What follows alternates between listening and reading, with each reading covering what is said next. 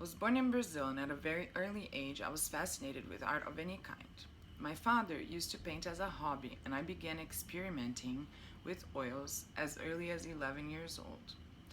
I painted this landscape when I was 12 years old. It is one of the favorites. This painting here won the Arts and Science Expo gold medal when I was in high school. I believe the prize was $100. This painting here certified me as an artist when I lived in Los Angeles and was sold for $500.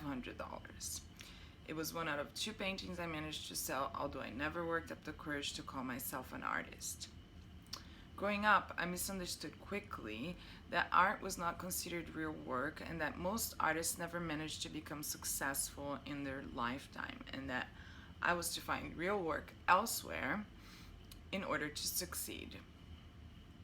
With this in mind, I elected for the degree in architecture, believing my creative abilities would have full reign in this field. In architecture school, I was able to perfect my abilities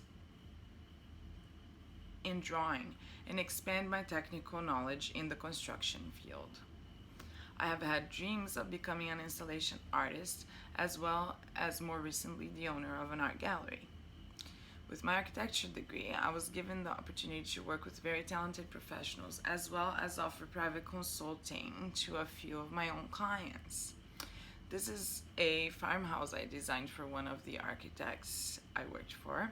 It is my proudest work to date.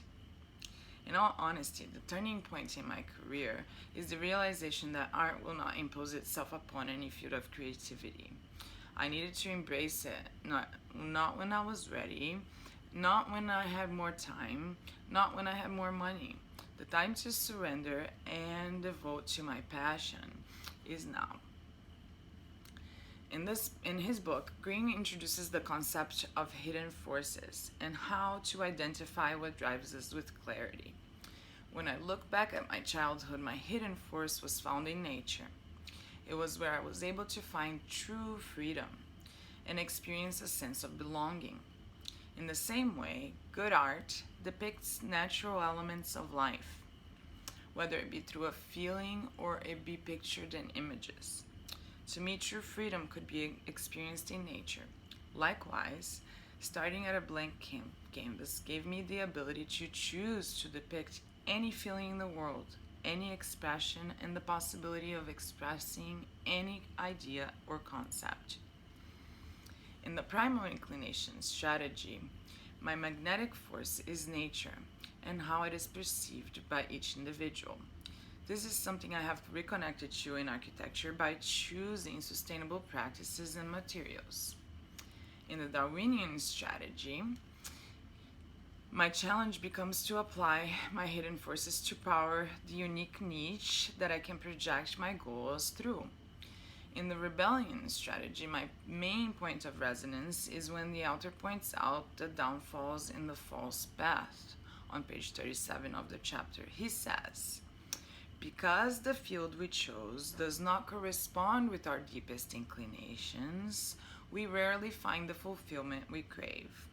This relates to perhaps the restless energy I feel from the various professional accomplishments that should bring me a sense of fulfillment, but instead make me feel like I'm cheating myself out of true freedom of expression.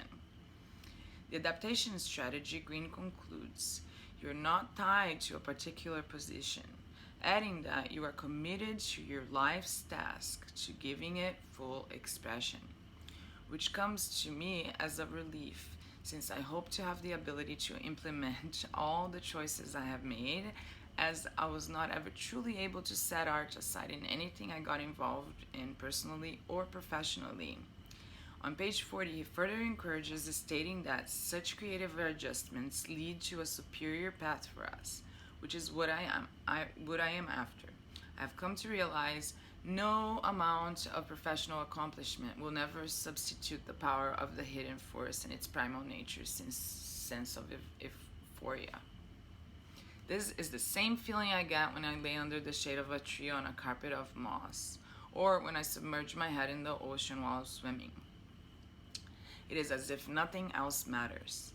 The rebellion strategy gives me the hope that I will be able to bring all my efforts into focus and gain the courage to find my way back and to choose life's task over other shallow rewards that keep me and deviate me from my true calling.